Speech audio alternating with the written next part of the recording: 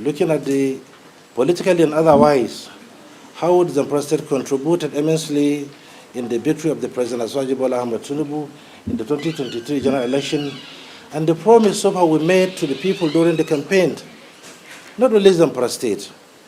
The Northwest deserve to be protected like any other zone. Just like as I mentioned earlier, the Constitution of the Republic of Nigeria, 99 as amended, said that the life and property of each citizen must be an utmost and the ultimate objective for each government, so long as such government is so much cares and concern about the welfare and well-being of each citizen. We do not say that the government is not doing anything, but rather we from the Zamfara State, we need the government to do more in ensuring that this problem is being addressed, because our people are becoming vulnerable by the day. They are not having access to their farmland. The level of the economy is down because they are so much affected. We are so much devastated that no one can go to his farm and farm in order to have a way of living.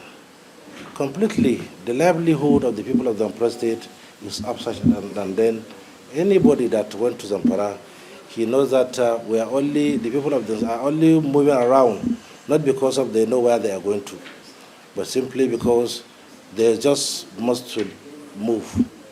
But they are only moving without anything to say, simply because they have no any other place to go than Zamfara State.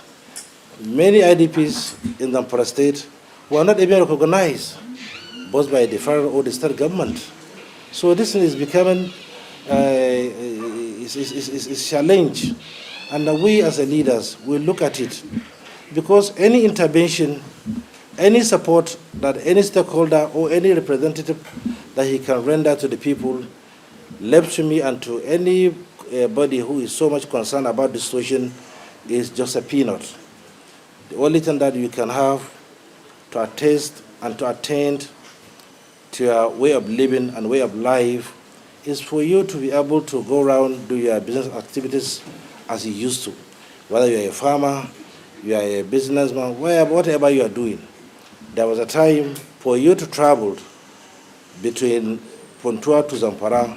It's like you are asked to go to heaven.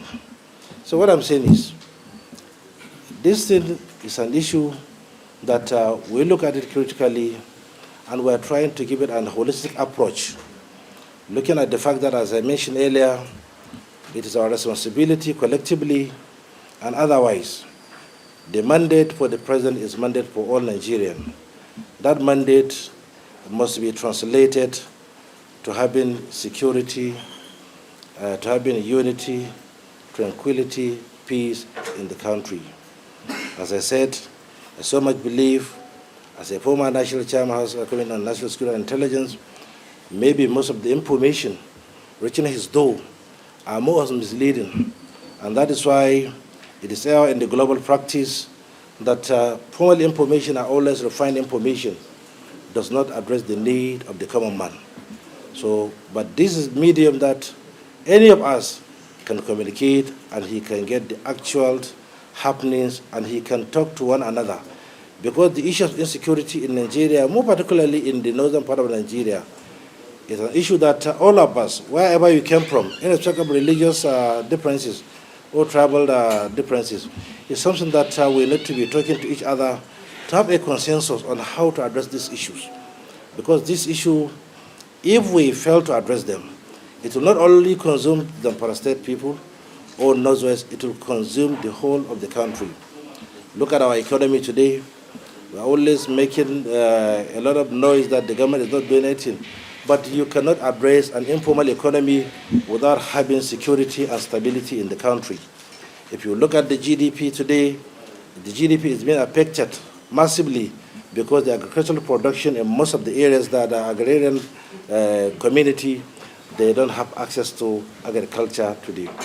So many stories, just like some people that came from Saipe local government in Zamfara State, when they came to me, they shed tears, they are crying, they are looking for help.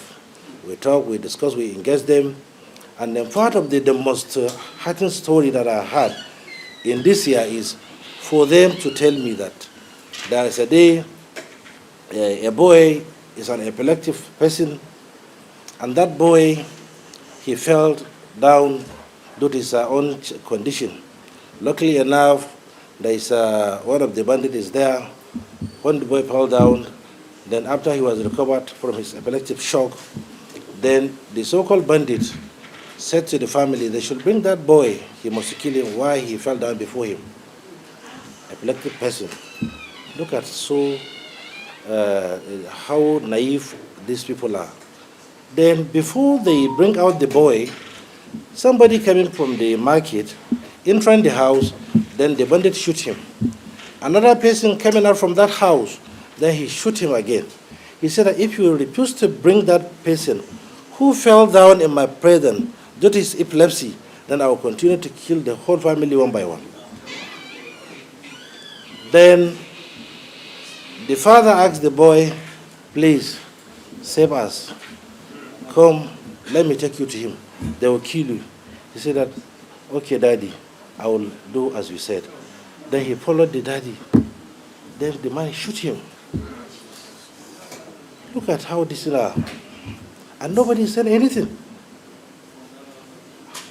And then when the same person died in that area called Mohai in the local government, that person, he was so much, the bandit named Daisu, he was so much celebrated.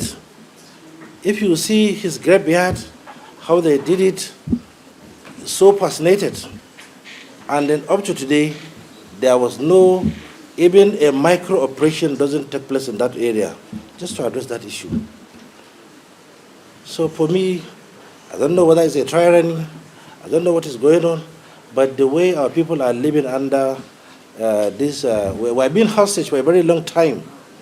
At times we're feeling that maybe it's like just we're not in Nigeria. So these are some issues that it's only maybe if you want to speak the truth that you can say it. I said it, I'm always on a caboclo in saying what is right at the right time, not because I'm being antagonistic to anybody, but I have to speak the voice of the voiceless so that let the world know that really we are in their situation and their situation is so much critical and we're being so much disenchanted from anything called right in the state. Another thing happened. A pregnant woman was abducted. She gave birth to twins. After giving birth to twins while she was in captivity, then the leader of the bandit took the twins. Then he threw it to his dog. The dog ate the twins one by one. Where are we? So this thing, it is something that we need to rise to the occasion. We need to speak to ourselves. I said earlier, whether it is micro or micro operation, so certainly something must be done. It's just a situation whereby it is time to rejig. It is time to come back to our conscience. It is time to talk to ourselves. Let's reflect. Let's try to remember we are people of faith.